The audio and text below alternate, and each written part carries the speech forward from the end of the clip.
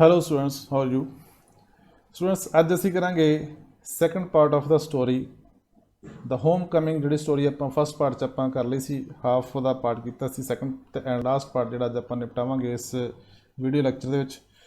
ਸੋ ਸ਼ੁਰੂ ਕਰਦੇ ਹਾਂ ਅੱਜ ਦਾ ਸੈਕੰਡ ਪਾਰਟ। ਤੇ ਸੈਕੰਡ ਪਾਰਟ ਤੋਂ ਸ਼ੁਰੂ ਕਰਨ ਤੋਂ ਪਹਿਲਾਂ ਜਿਹੜੇ ਬੱਚੇ ਨੇ ਅਜੇ ਤੱਕ ਇਸ ਚੈਨਲ ਨੂੰ ਸਬਸਕ੍ਰਾਈਬ ਨਹੀਂ ਕੀਤਾ, ਇਸ ਚੈਨਲ ਨੂੰ ਸਬਸਕ੍ਰਾਈਬ ਕਰ ਲਓ। ਸੋ ਫਸਟ ਪਾਰਟ ਦੇ ਵਿੱਚ ਬੱਚਿਓ, ਫਟਿਕ ਤੇ ਮੱਖਣ ਦੋ ਭਰਾ ਹੁੰਦੇ ਆ, ਜਿਹਦੇ ਵਿੱਚੋਂ ਫਟਿਕ ਤੇ ਮੱਖਣ ਦੀ ਲੜਾਈ ਹੋ ਜਾਂਦੀ ਆ। ਇਸ ਕਰਕੇ ਉਹ ਬੱਚੇ ਲੜਦੇ ਆ ਤੇ ਮਦਰ ਜਿਹੜੀ ਉਹਨਾਂ ਦੀ ਆ, ਫਟਿਕ ਜਿਹੜਾ ਵੱਡਾ ਲੜਕਾ ਹੁੰਦਾ ਉਹਨੂੰ ਬਹੁਤ ਕੁੱਟਦੀ ਆ।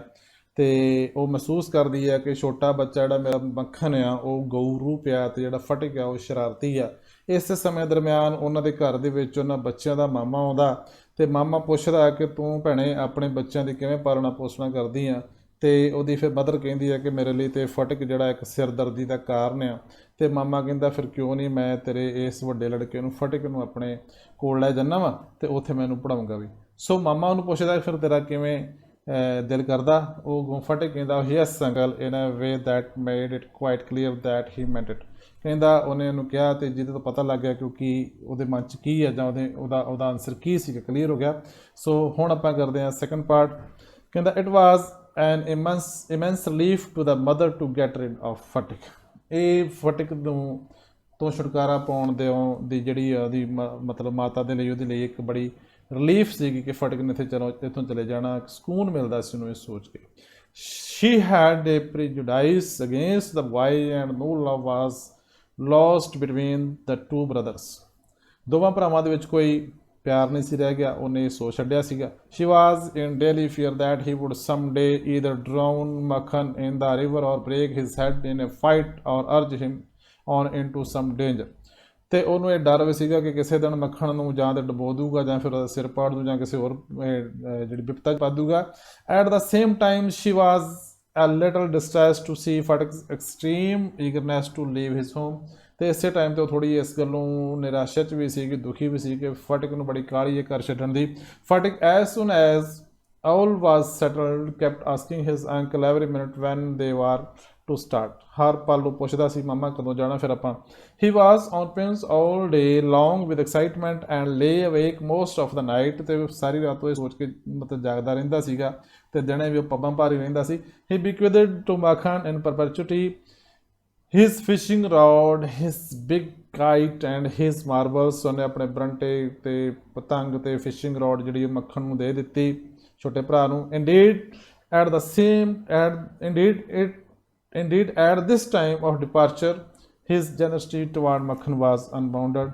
ਤੇ ਇਸ ਸਮੇਂ ਤੇ ਉਹਦੀ ਜਿਹੜੀ ਆ ਹੈਗੀ ਜੈਨਰਿਟੀ, ਜਿਹੜੀ ਉਹਦੀ ਦਿਆਲਤਾ ਸੀਗੀ, ਅਨਬਾਊਂਡਡ ਸੀ, ਮਤਲਬ ਬੜੀ ਅਸੀਮ ਸੀਗੀ ਆਪਣੇ ਛੋਟੇ ਭਰਾ ਪ੍ਰਤੀ।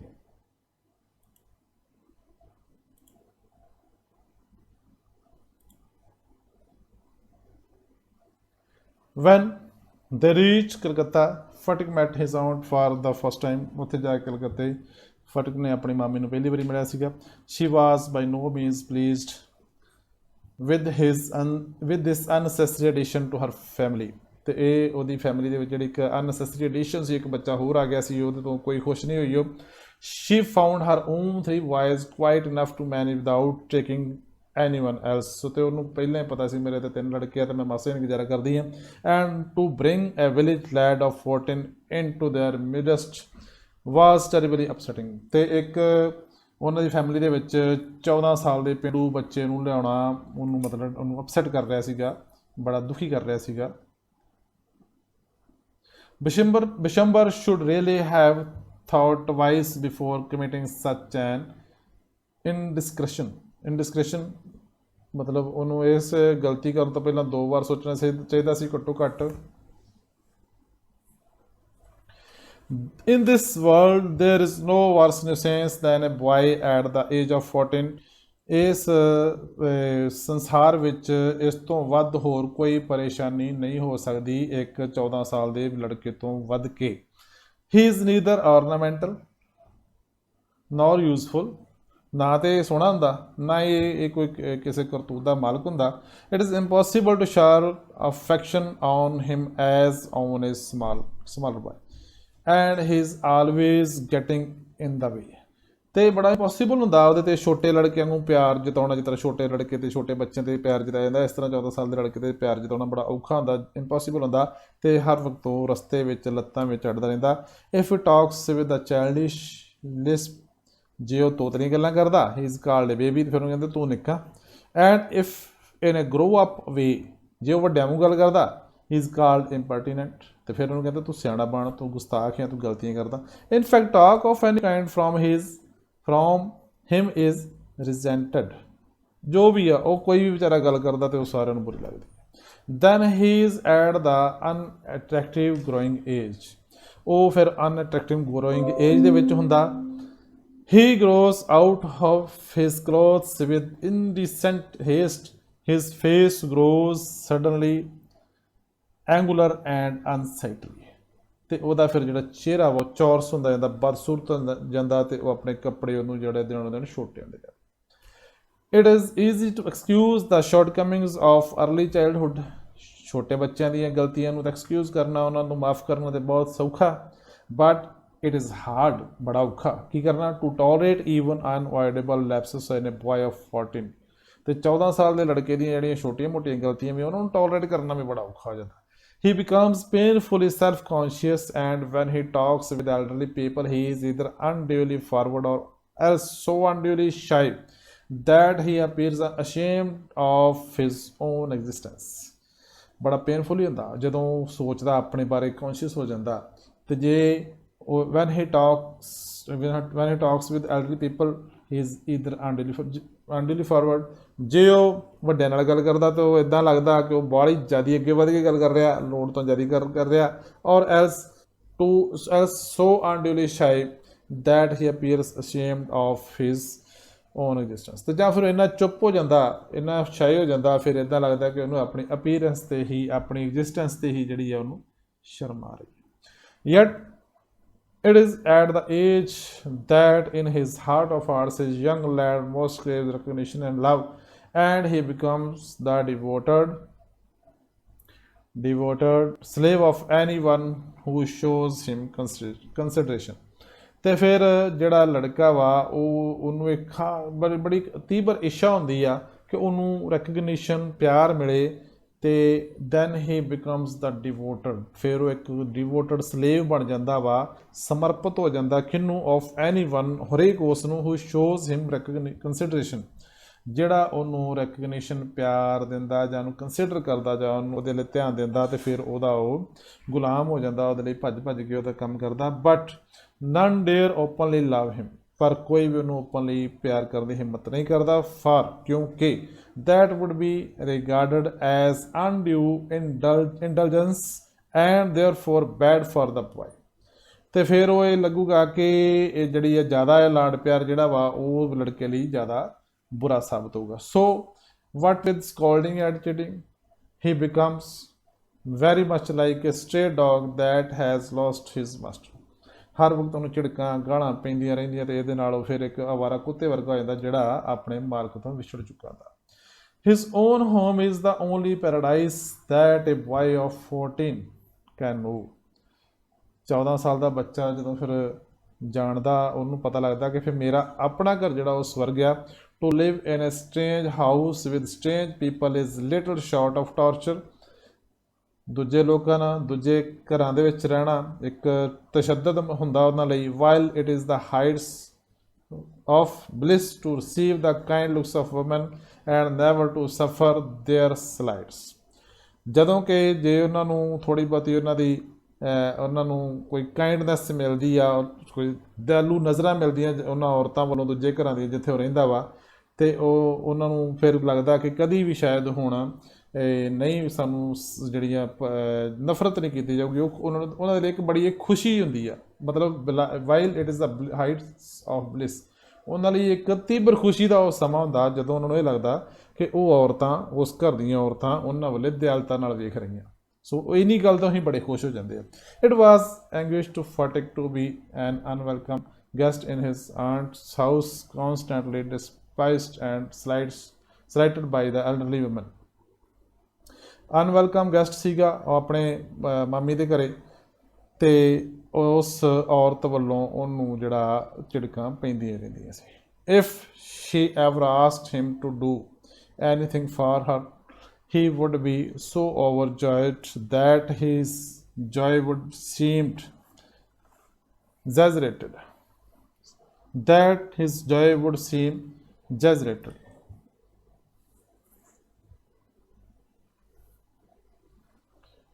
ਕਹਿੰਦਾ if she ever asked him to do anything, ਜੇ ਕਿਤੇ ਉਹਨੂੰ ਕਹਿ ਦਿੰਦੀ ਉਹ, he would be so overjoyed, ਫਿਰ ਉਹ ਇੰਨੀ ਖੁਸ਼ੀ ਹੋ ਜਾਂਦੀ that his joy would seem exaggerated, ਤੇ ਉਹਦਾ ਫਿਰ ਜਿਹੜੀ ਖੁਸ਼ੀ ਇੱਦਾਂ ਲੱਗਦੀ ਕਿ ਉਹਦੀ ਕਿਸੇ ਨੇ ਮੰਨਣੀ ਨਹੀਂ, ਉਹਨੂੰ ਇੰਨੀ ਖੁਸ਼ੀ ਹੋ ਗਈ ਹੈ। and then she would tell him not to be so stupid, ਤੇ ਉਹਨੂੰ ਕਹਿੰਦੀ ਵੀ ਤੂੰ ਇੰਨਾ ਮੂਰਖ ਨਾ ਬਣ, but to get on with his lesson, ਤੇ ਆਪਣੀ ਪੜ੍ਹਾਈ ਵੱਲ ਧਿਆਨ ਦੇ। There was no more backward boy in the whole school than Fatik. Fatik ਦੇ ਸਕੂਲ ਦੇ ਵਿੱਚ ਫਟਿਕ ਤੋਂ ਵੱਧ ਨਲਾਇਕ ਬੱਚਾ ਵੀ ਕੋਈ ਨਹੀਂ ਸੀ। He gaped and remained silent when the teacher asked him a question, and like an overladen ass patiently suffered the many thrashing that were meted out to him. ਤੇ ਉਹ ਮੂੰਹ ਖੁੱਲ੍ਹਾ ਕਰਕੇ ਮੂਰਖਾਂ ਵਾਂਗੂ ਚੁੱਪ ਕਰਕੇ ਬੈਠਾ ਰਹਿੰਦਾ, ਟੀਚਰ ਦੇ ਵੇਖਦਾ ਰਹਿੰਦਾ। ਜਦੋਂ ਉਹਨੂੰ ਕੋਈ ਸਵਾਲ ਪੁੱਛਦਾ ਟੀਚਰ ਤੇ ਉਹਦਾ ਜਵਾਬ ਨਹੀਂ ਦਿੰਦਾ, ਤੇ ਉਹ ਇੱਕ ਲੱਦੇ ਹੋਏ ਖੋਤੇ ਵਾਂਗੂ ਸੋਟੀਆਂ ਵੀ ਖਾਈ ਜਾਂਦਾ ਜਿਹੜੀਆਂ ਉਹਨੂੰ ਵੱਜਦੀਆਂ ਰਹਿੰਦੀਆਂ ਸੀਗੀਆਂ। ਉਹ ਆਪਣੀ ਜਿਹੜੀ ਜਿੰਨੀ ਉਹਨੂੰ ਸਜ਼ਾ ਮਿਲਦੀ ਚੁੱਪਚਾਪ ਉਹ ਸਜ਼ਾ ਸਹੀ ਵੀ ਜਾਂਦਾ ਸੀਗਾ। ਵੈਨ ਅਦਰ ਬॉयਜ਼ ਵਰ ਆਊਟ ਐਟ ਪਲੇ, ਜਦੋਂ ਦੂਜੇ ਲੜਕੇ ਖੇਡ ਰਹੇ ਹੁੰਦੇ ਸੀ ਬਾਹਰ, he stood wistfully by the window and gazed at the roofs of the distant house, ਤੇ ਪਰਲੇ ਦੂਰ ਘਰਾਂ ਦੀਆਂ ਫਿਰ ਉਹ ਛੱਤਾਂ ਵੇਖਦਾ ਰਹਿੰਦਾ, ਉਦਾਸੀ ਭਰਪੂਰ ਇੱਕ ਬਾਰੀ ਦੇ ਲਾਗੇ ਖੜ ਕੇ ਵੇਖਦਾ ਰਹਿੰਦਾ। And if by chance he spied children playing on the open terrace of roof, his heart would ache with longing, ਤੇ ਜੇਕਰ ਬਾਈ ਚਾਂਸ ਉਹ ਕਿਸੇ ਘਰ ਦੀ ਛੱਤ ਦੇ ਟੈਰਸ ਦੇ ਵਿੱਚੋਂ ਦੀ ਉੱਥੇ ਉਹਦੇ ਵਿਹੜੇ ਦੇ ਵਿੱਚ ਉਹਨਾਂ ਬੱਚਿਆਂ ਨੂੰ ਖੇਡਦਿਆਂ ਵੇਖ ਰਹਿੰਦਾ, ਤੇ ਫਿਰ ਉਹਦਾ ਦਿਲ ਜਿਹੜਾ ਵਾ ਉਹਦੇ ਵਿੱਚ ਖਿੱਚ ਪੈਣੀ ਸ਼ੁਰੂ ਹੋ ਜਾਂਦੀ, ਇੱਕ ਦਰਦ ਉੱਠਦੀ ਘਰ ਦੀ, home sickness the. One day he summoned up all his courage, ਇੱਕ ਦਿਨ ਉਹਨੇ ਸਾਰਾ ਆਪਣਾ ਕਰਜ ਹੌਸਲਾ ਇਕੱਠਾ ਕੀਤਾ। and asked his uncle, ਮਾਮੇ ਨੂੰ ਪੁੱਛਿਆ, ਕਹਿੰਦਾ ਮਾਮਾ when can I go home, ਕਦੋਂ ਜਾਊਂਗਾ ਮਾਮਾ ਮੈਂ ਆਪਣੇ ਘਰੇ। his uncle answered, ਉਹਦੇ ਮਾਮੇ ਨੇ ਕਿਹਾ wait till the holidays come, ਫਿਰ ਛੁੱਟੀਆਂ ਹੋ ਲੈਣ ਦੇ, ਕਹਿੰਦਾ ਫਿਰ ਚੱਲ ਜੀ। but the holidays would not come till October, ਤੇ ਅਕਤੂਬਰ ਤੱਕ ਛੁੱਟੀਆਂ ਹੋਣੀਆਂ ਨਹੀਂ ਸੀਗੀਆਂ, ਹੋਣੀਆਂ ਨਹੀਂ ਸੀ। and there was still a long time to wait, ਤੇ ਫਿਰ ਹੁਣ ਬੜਾ ਲੰਮਾ ਸਮਾਂ ਵੇਟ ਕਰਨੀ ਪੈਣੀ ਸੀ। One day Fatik lost his lesson book, ਇੱਕ ਦਿਨ ਫਟਿਕ ਦੀ ਇੱਕ ਕਿਤਾਬ ਗਵਾਚ ਗਈ। even with the help of books he had found it very difficult to prepare his lesson, ਕਿਤਾਬਾਂ ਦੇ ਨਾਲ ਹੀ ਤੇ ਉਹਦੇ ਕੋਲ ਬੜਾ ਔਖਾ ਸੀਗਾ ਪੜ੍ਹਾਈ ਕਰਨੀ। but now it became impossible, ਤੇ ਹੁਣ ਤੇ ਹੋਰ impossible ਹੀ ਹੋ ਗਈ ਨਾ, ਜਦੋਂ ਕਿਤਾਬ ਹੀ ਨਹੀਂ ਰਹੀ ਤੇ ਪੜ੍ਹਾਈ ਕੀ ਕਰਨੀ ਹੈ। ਕਿਤਾਬਾਂ ਨਾਲ ਪੜ੍ਹਾਈ ਕਰਨੀ ਪਹਿਲਾਂ ਹੀ ਔਖੀ ਸੀ, ਹੁਣ ਕਿਤਾਬ ਹੀ ਨਹੀਂ ਹੈਗੀ, ਹੁਣ ਪੜ੍ਹੂ ਕਿਵੇਂ। day after day the teacher caned him unmercifully, ਕੇਨ ਸੋਟੀਆਂ ਮਾਰਦਾ ਸੀ, ਕੇਨ ਦੀਆਂ ਸੋਟੀਆਂ ਰੋਜ਼ ਉਹਨੂੰ ਸੋਟੀਆਂ ਵੱਜਦੀਆਂ ਬੜੀ ਬੇਦਰਦੀ ਦੇ ਨਾਲ। ਹੀ became so abjectly miserable that even his cousins were ashamed to own him, ਇੰਨੀਆਂ ਉਹਨੂੰ ਬੇਦਰਦੀ ਦੇ ਨਾਲ ਵੱਜਦੀਆਂ ਸੋਟੀਆਂ, ਬੇਦਰਦੀ ਨਾਲ ਵੱਜਣੀਆਂ ਉਹਨੂੰ ਸੋਟੀਆਂ, ਇੰਨਾ ਦੁਖੀ ਹੋ ਗਿਆ, ਤਰਸਯੋਗ ਹਾਲਤ ਦੇ ਵਿੱਚ ਇੰਨਾ ਆ ਗਿਆ ਕਿ even his cousins were ashamed to own him, ਤੇ ਉਹਦੇ ਜਿਹੜੇ ਕਜ਼ਨ ਸੀਗੇ ਮਾਮੇ ਦੇ ਮੁੰਡੇ ਉਹਨਾਂ ਨੂੰ ਸ਼ਰਮ ਆਉਣ ਲੱਗ ਪਈ ਵੀ ਇਹ ਸਾਡਾ ਭੂਆ ਦਾ ਪੁੱਤ ਆ, ਇਹ ਕੁੱਟ ਪੈਂਦੀ ਇਹਨੂੰ ਰੋਜ਼। They began to jeer and insult him more than even the other boys did, ਸਗੋਂ ਦੂਜੇ ਲੜਕਿਆਂ ਤੋਂ ਵੀ ਜ਼ਿਆਦਾ ਉਹਨਾਂ ਨੇ ਉਹਦਾ ਮਜ਼ਾਕ ਉਡਾਉਣਾ ਸ਼ੁਰੂ ਕਰ ਦਿੱਤਾ। ਇਹ ਹਾਲਾਂਕਿ ਦੂਜੇ ਵੀ ਉਡਾਉਂਦੇ ਸੀਗੇ, ਪਰ ਮਾਮੇ ਦੇ ਮੁੰਡਿਆਂ ਨੇ ਜ਼ਿਆਦਾ ਸ਼ੁਰੂ ਕਰ ਦਿੱਤਾ। At last he went to his aunt and told her that he had lost his, ਅਖੀਰ ਫਿਰ ਉਹ ਮਾਮੀ ਨੂੰ ਕਹਿੰਦਾ ਵੀ ਮਾਮੀ ਮੇਰੇ ਕੋਲੋਂ ਤੇ ਕਿਤਾਬ ਜਿਹੜੀ ਗਈ ਗਵਾਚ। With an expression of greatest contempt she burst out, you great clumsy country loot, how can I afford to buy your new books 5 times a month when I have my own family to look after? ਉਹ ਮੂਰਖਾ ਪੇਂਡੂ ਗੰਵਾਰਾ, ਤੈਨੂੰ ਨਹੀਂ ਪਤਾ ਮੈਂ ਤੈਨੂੰ ਮਹੀਨੇ 'ਚ 5 ਵਾਰੀ ਕਿਤਾਬਾਂ ਕਿੱਥੋਂ ਲੈ ਕੇ ਦੇ ਸਕਦੀ, ਜਦੋਂ ਕਿ ਮੇਰੀ ਆਪਣੀ ਫੈਮਿਲੀ ਵੀ ਹੈਗੀ ਆ। ਮੈਂ ਤੇਰੇ ਲਈ ਇੱਕ ਮਹੀਨੇ 'ਚ 5 ਵਾਰ ਕਿਤਾਬਾਂ ਕਿਵੇਂ ਲੈ ਕੇ ਦੇਵਾਂ। ਮਾਮੀ ਜਿਹੜੀ ਸੀ ਉਹ ਗੁੱਸੇ ਦੇ ਵਿੱਚ ਬਹੁਤ ਬੋਲੀ ਉਹਦੇ 'ਤੇ, ਉਹਨੇ ਗੁੱਸੇ ਦੀ ਬੁਛਾੜ ਕਰਤੀ। That night on his way back from school, ਉਸ ਰਾਤ ਸ਼ਾਮ ਸਕੂਲੋਂ ਆਉਂਦੇ ਹਨ, Phatik had a bad headache and shivering fit, Phatik ਨੂੰ ਸਕੂਲੋਂ ਆਉਂਦਿਆਂ ਇੱਕ ਬੜਾ ਸ਼ਿਵਰਿੰਗ ਮਤਲਬ ਕੰਬਣ ਵਾਲੀ ਜਿਹੜੀ ਕੰਬਣੀ ਦਾ ਦੌਰਾ ਜਿਹਾ ਪੈ ਗਿਆ, ਸ਼ੁਰੂ ਹੋ ਗਈ ਕੰਬਣੀ। He felt that he was going to have an attack of malaria. लगा कि मलेरिया का अटैक होने वाला. His one great fear was that he might be a nuisance to his aunt.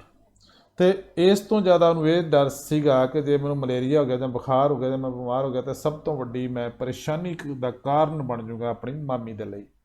The next morning Fatik was nowhere to be seen. ਅਗਲੇ ਦਿਨ ਫਟਕ ਕਿਤੇ ਵੀ ਨਹੀਂ ਸੀਗਾ. ਸਰਚ ਇਨ ਦਾ ਨੇਬਰਹੁੱਡ ਪ੍ਰੂਵ ਫਰਟਾਈਲ. ਤੇ ਇੱਧਰ ਉੱਧਰ ਜਿੰਨੀ ਵੀ ਨੇਬਰਹੁੱਡ ਸਰਚ ਕੀਤੀ ਦੈਟ ਵਾਜ਼ ਮਤਲਬ ਵਿਅਰਥ ਸੀਗੀ, ਉਹ ਲੱਭਾ ਨਹੀਂ ਕਿਤੇ ਵੀ. The rain had been pouring in torrent all night and those who went out to look for the boy were drenched to the skin. ਸਾਰੀ ਰਾਤ ਮੋੜੇ ਧਾਰ ਮੀਂਹ ਪੈਂਦਾ ਰਿਹਾ ਤੇ ਜਿਹੜੇ ਫਿਰ ਉਹਨੂੰ ਲੱਭਣ ਗਿਆ ਸੀ ਨਾ ਲੜਕੇ ਨੂੰ, ਉਹ ਵੀ ਟੈਨ ਭਿੱਜ ਕੇ ਆ ਗਏ. At last Bishambar ask the police to help it. ਫਿਰ ਅਖੀਰ ਬਿਸ਼ੰਬਰ ਨੇ ਪੁਲਿਸ ਨੂੰ ਕਿਹਾ ਕਿ ਉਹਦੀ ਹੈਲਪ ਕੀਤੀ ਜਾਵੇ, ਮੁੰਡਾ ਨਹੀਂ ਲੱਭਣ ਡਿਆ. At night fall a police van stop at the door of the house. ਰਾਤ ਨੂੰ ਉਹਨਾਂ ਦੇ ਦਰਵਾਜ਼ੇ 'ਤੇ ਇੱਕ ਵੈਨ ਆਈ ਪੁਲਿਸ ਦੀ. It was still raining and streets were flooded. ਤੇ ਗਲੀਆਂ ਦੇ ਵਿੱਚ ਚਿੱਕੜ ਸੀਗਾ, ਮਤਲਬ ਪੂਰੀਆਂ ਭਰੀਆਂ ਸੀ ਪਾਣੀ ਨਾਲ, ਹੜ੍ਹ ਵਾਂਗੂ ਰੇਨ ਹੋ ਰਹੀ ਸੀਗੀ, ਵਰਖਾ ਪੈ ਰਹੀ ਸੀਗੀ. Two constables carried Phatik out in their arms and placed him before Bishambar. Bishambar ਦੇ ਸਾਹਮਣੇ ਲਿਆ ਕੇ ਉਹਨਾਂ ਫਟਕ ਨੇ ਪੁਲਸੀਆਂ ਨੇ ਉਹ ਫਟਕ ਨੂੰ ਫੜਿਆ ਸੀ ਤੇ ਬਿਸ਼ੰਬਰ ਦੇ ਸਾਹਮਣੇ ਲਿਆ ਕੇ ਉਹਨੂੰ ਰੱਖ ਦਿੱਤਾ. He was wet through from head to foot covered with mud while his face and eyes were flushed with fever and his limbs were trembling.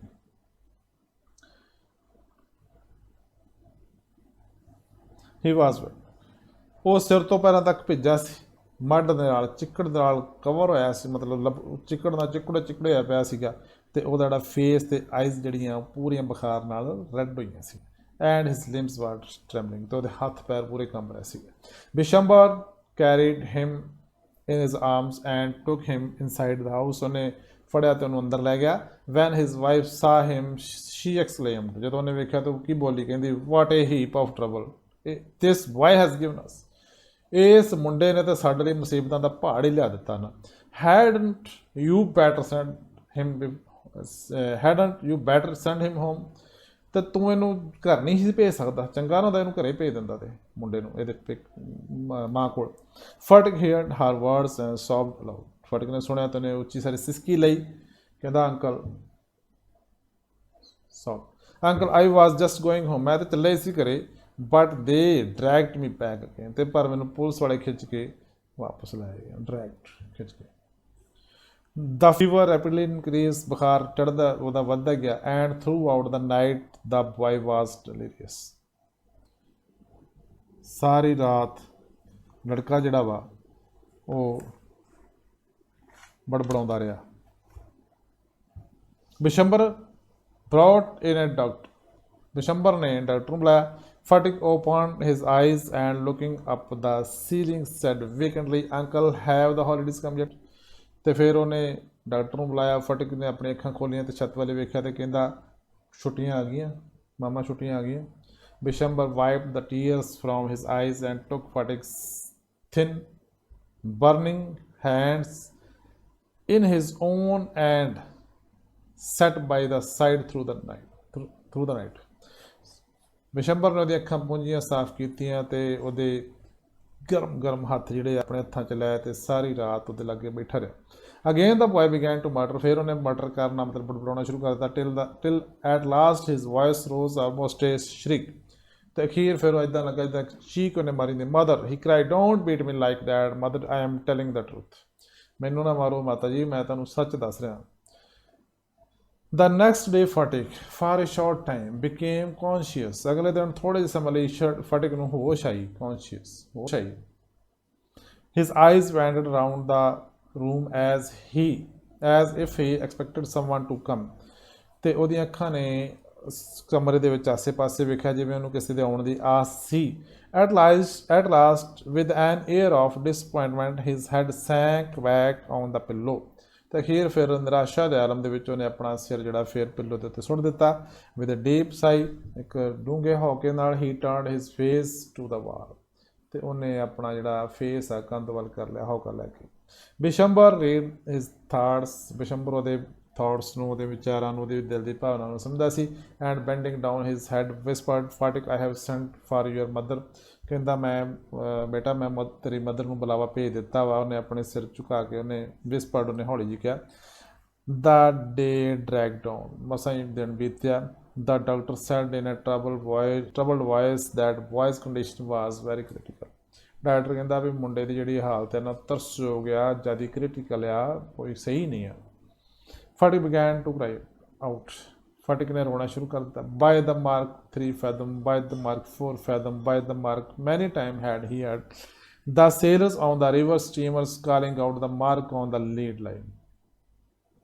Bye the mark 3 fathom, by the mark 4 fathom, ਇਹ ਬੜਬੜਾ ਰਿਹਾ ਸੀਗਾ ਕਿਉਂਕਿ ਉੱਥੇ ਉਹਨੇ ਸੁਣਿਆ ਸੀਗਾ ਜਦੋਂ ਦਰਿਆ ਦੇ ਕੰਢੇ 'ਤੇ ਉਹ ਮਲਾਹ ਜਿਹੜੇ ਸੀਗੇ ਉਹ ਪਾਣੀ ਦੀ ਗਹਿਰਾਈ ਮਾਪਦੇ ਸੀ ਅਤੇ ਉਦੋਂ ਇਹ ਸ਼ਬਦ ਬੋਲਦੇ ਸੀਗੇ ਕਿ ਨਿਸ਼ਾਨ ਦੇ ਹਿਸਾਬ ਨਾਲ ਇੰਨੇ ਫੈਦਮ ਡੂੰਘਾ ਇੱਥੇ, ਇੰਨੇ ਫੈਦਮ ਡੂੰਘਾ ਪਾਣੀ ਇੱਥੇ, ਇੰਨੇ ਫੈਦਮ ਡੂੰਘਾ ਪਾਣੀ ਆ। ਉਹ ਜਿਹੜੀ ਵਾਰਡਿੰਗ ਉਹ ਬੋਲਦਾ ਸੀ ਕਿਉਂਕਿ ਫਟਿਕ ਦਰਿਆ ਦੇ ਕੰਢੇ 'ਤੇ ਰਹਿੰਦਾ ਸੀ ਅਤੇ ਉਸ ਕਰਕੇ ਉਹਦਾ ਦਰਿਆ 'ਤੇ ਆਉਣਾ ਜਾਣਾ ਸੀ ਅਤੇ ਉਹਨੂੰ ਉਹ ਵਾਰਡਿੰਗ ਯਾਦ ਸੀਗੀ ਜਿਹੜੀ ਸੁਪਨੇ 'ਚ ਬੋਲ ਰਿਹਾ ਸੀਗਾ। Now he was himself plumbing an unfathomable sea, ਤੇ ਹੁਣ ਉਹ ਜਿਹੜਾ ਉਸ ਸਮੁੰਦਰ ਦੀਆਂ ਗਹਿਰਾਈਆਂ ਮਾਪ ਰਿਹਾ ਸੀਗਾ ਜਿਹੜਾ ਕਦੇ ਵੀ ਮਾਪਿਆ ਨਹੀਂ ਸੀ ਜਾ ਸਕਦਾ।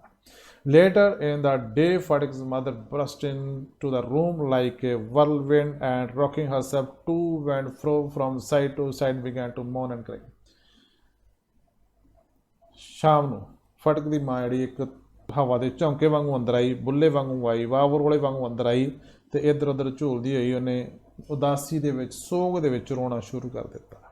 ਬਿਸ਼ੰਬਰ ਟਰਾਈ ਟੂ ਕਾਮ ਹਰ, ਬਿਸ਼ੰਬਰ ਨੇ ਉਹਨੂੰ ਚੁੱਪ ਕਰਾਉਣ ਦੀ ਕੋਸ਼ਿਸ਼ ਕੀਤੀ। But she flung herself on the bed and cried, ਫਿਰ ਉਹਨੇ ਆਪਣੇ ਆਪ ਨੂੰ ਬੈੱਡ 'ਤੇ ਸੁੱਟ ਲਿਆ ਅਤੇ ਰੋਣ ਲੱਗ ਪਈ। ਕਹਿੰਦੀ ਫਟਿਕ ਮਾਈ darling, my darling.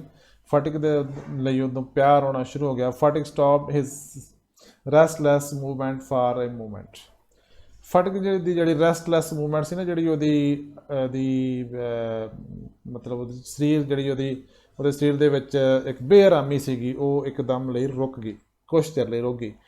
His hand ceased beating up and down, ਜਿਹੜੇ ਉਹਦੇ ਹੱਥ ਸੀ ਨਾ ਉੱਤੇ ਥੱਲੇ ਜਾ ਰਹੇ ਸੀਗੇ, ਬਾਈ ਦਾ ਮਾਰਕ 3 ਬਾਈ ਦਾ ਮਾਰਕ 4 ਕਰ ਰਹੇ ਸੀ, ਉਹ ਇੱਕ ਪਲ ਲਈ ਰੁਕ ਗਏ, ਸੀਜ਼ਡ ਰੁਕ ਗਏ। ਐਂਡ ਸੈਡ ਉਹ ਕਹਿੰਦਾ ਉਹਨੇ ਕਿਹਾ। ਦ ਮਦਰ ਕਰਾਈਡ ਅਗੇਨ, ਮਦਰ ਫਿਰ ਰੋਈ। ਫਟਿਕ ਮਾਈ darling, my darling. Very slowly, Fatik's eyes wandered, but he couldn't longer see the people around his bed. Fatik ਨੇ ਹੌਲੀ ਹੌਲੀ ਅੱਖਾਂ ਖੋਲ੍ਹੀਆਂ, but he could no longer see the people around his bed. ਪਰ ਉਹ ਹੁਣ ਆਪਣੇ ਆਲੇ ਦੁਆਲੇ ਦੇ ਲੋਕਾਂ ਨੂੰ ਨਹੀਂ ਸੀ ਵੇਖ ਸਕਦਾ। At last he murmured, ਅਖੀਰ ਤੇ ਬੋਲਿਆ, Mother, the holidays have come. ਛੁੱਟੀਆਂ ਆ ਗਈਆਂ। So this was the story, students, written by Rabindranath Tagore. End of the story is very emotional. ਬੜਾ ਸੈਡਨੈਸ ਭਰਪੂਰ ਐਂਡ ਹੈ ਇਸ ਸਟੋਰੀ ਦਾ, ਜਿਹਦੇ ਵਿੱਚ ਇੱਕ ਲੜਕਾ 14 ਸਾਲ ਦਾ ਆਪਣੇ ਮਾਮੇ ਪਿੰਡ ਜਾਂਦਾ ਅਤੇ ਮਾਮੀ ਦੇ ਦੁਰਵਿਹਾਰ ਕਰਕੇ ਉਹ ਬੱਚਾ ਡਰ ਜਾਂਦਾ, ਉਹਨੂੰ ਬੁਖਾਰ ਹੋ ਜਾਂਦਾ, ਅਖੀਰ ਉਹ ਬੱਚਾ ਮਰ ਜਾਂਦਾ। ਸੋ ਇਹ ਸਟੋਰੀ ਤੋਂ ਪਤਾ ਲੱਗਦਾ ਕਿ 13 ਸਾਲ 14 ਸਾਲ 15 ਸਾਲ ਜਿਹੜੇ ਟੀਨ ਏਜ ਦੇ ਸਾਲ ਆ, ਬੱਚੇ ਜਿਹੜੇ ਕਿਸ਼ੋਰ ਅਵਸਥਾ ਦੇ ਸਾਲ ਹੁੰਦੇ ਆ, ਇਸ ਅਵਸਥਾ ਦੇ ਵਿੱਚ ਸਭ ਤੋਂ ਜ਼ਿਆਦਾ ਬੱਚੇ ਨੂੰ ਉਹਦੇ ਮਾਪਿਆਂ ਨੂੰ ਸਮਝਣ ਦੀ ਲੋੜ ਹੁੰਦੀ ਹੈ ਅਤੇ ਬੱਚੇ ਨੂੰ ਤਾਂ ਸਮਝਣ ਦੀ, ਆਪਣੇ ਆਪ ਨੂੰ ਸਮਝਣ ਦੀ ਲੋੜ ਹੀ ਹੁੰਦੀ, ਕਿਉਂਕਿ ਸਮਾਂ ਬੀਤ ਜਾਂਦਾ, ਬੱਚੇ ਦਾ ਜਿਹੜਾ ਸਰੀਰ ਆ ਉਹ ਪਹਿਲਾਂ ਗਰੋ ਹੋ ਜਾਂਦਾ, ਵੱਧ ਜਾਂਦਾ ਅਤੇ ਉਹਦੀਆਂ ਜਿਹੜੀਆਂ ਥੋਟਸ ਆ ਉਹ ਬਾਅਦ 'ਚ ਹੁੰਦੀਆਂ। ਸੋ ਇੱਕ ਬੜਾ ਕਰੂਸ਼ੀਅਲ ਜਿਹਾ ਟਾਈਮ ਹੁੰਦਾ ਵਾ, ਬੱਚਿਆਂ ਨੂੰ ਇਸ ਸਮੇਂ ਦੇ ਵਿੱਚ ਜ਼ਰੂਰ ਸਮਝਣਾ ਚਾਹੀਦਾ। ਔਰ ਸਭ ਤੋਂ ਵੱਡੀ ਜਿਹੜੀ ਇਹਦੇ 'ਚ ਗੱਲ ਇਹ ਆ ਕਿ ਜੋ ਸੁਖ ਛੱਜੂ ਦੇ ਚਬਾਰੇ ਉਹ ਬਲਖ ਨਾ ਬੁਖਾਰੇ, ਜੋ ਇਨਸਾਨ ਦਾ ਆਪਣਾ ਘਰ ਹੈ, ਜੋ ਸਵਰਗ ਚਾਹੇ ਉਹਦਾ ਆਪਣਾ ਘਰ, ਚਾਹੇ ਉਹ ਮਾੜਾ ਹੋਵੇ ਚਾਹੇ ਚੰਗਾ ਹੋਵੇ, ਅਖੀਰ ਹਰੇਕ ਮਨੁੱਖ ਦਾ ਜੋ ਆਪਣਾ ਘਰ ਆ ਉਹਦੇ 'ਚ ਹੀ ਸਾਰੇ ਸੁੱਖ ਹੁੰਦੇ ਆ। ਦੂਜੇ ਦੇ ਘਰਾਂ ਦੇ ਵਿੱਚ ਹਮੇਸ਼ਾ ਬੇਗਾਨਗੀ ਦਾ ਅਹਿਸਾਸ ਹੀ ਹੁੰਦਾ। ਸੋ ਬੱਚੋ, ਇਹ ਸੀ ਸਟੋਰੀ। ਆਈ ਹੋਪ ਕਿ ਤੁਸੀਂ ਇਹਨੂੰ ਚੰਗੀ ਤਰ੍ਹਾਂ ਅੰਡਰਸਟੈਂਡ ਕੀਤਾ ਹੋਏਗਾ ਅਤੇ ਤੁਸੀਂ ਇਹਦੀਆਂ ਜਿੰਨੀਆਂ ਵੀ ਇਹਦੀਆਂ ਫੀਲਿੰਗਸ ਆ ਉਹਨਾਂ ਨੂੰ ਫੀਲ ਕੀਤਾ ਹੋਊਗਾ। ਜੇਕਰ ਤੁਹਾਨੂੰ ਇਹ ਅੱਛੀ ਲੱਗੀ ਆ, ਤੁਹਾਡੇ ਦਿਲ ਨੂੰ ਲੱਗੀ ਆ, ਸਟੋਰੀ ਚੰਗੀ ਲੱਗੀ ਆ, ਜਾਂ ਸਾਡਾ ਸਟੋਰੀ ਨੂੰ ਜਿਹੜਾ ਕਹਿਣ ਦਾ ਢੰਗ ਵਧੀਆ ਲੱਗਾ, ਅਤੇ ਇਸ ਲੈਸਨ ਨੂੰ, ਇਸ ਚੈਪਟਰ ਨੂੰ, ਇਸ ਵੀਡੀਓ ਲੈਕਚਰ ਨੂੰ ਸ਼ੇਅਰ ਵੀ ਕਰੋ। ਲਾਈਕ ਵੀ ਕਰੋ ਤੇ ਕਮੈਂਟ ਕਰਕੇ ਸਾਨੂੰ ਜ਼ਰੂਰ ਦੱਸਿਓ ਕਿ ਤੁਹਾਨੂੰ ਸਟੋਰੀ ਕਿਹੋ ਜਿਹੀ ਲੱਗੀ। Thank you so much.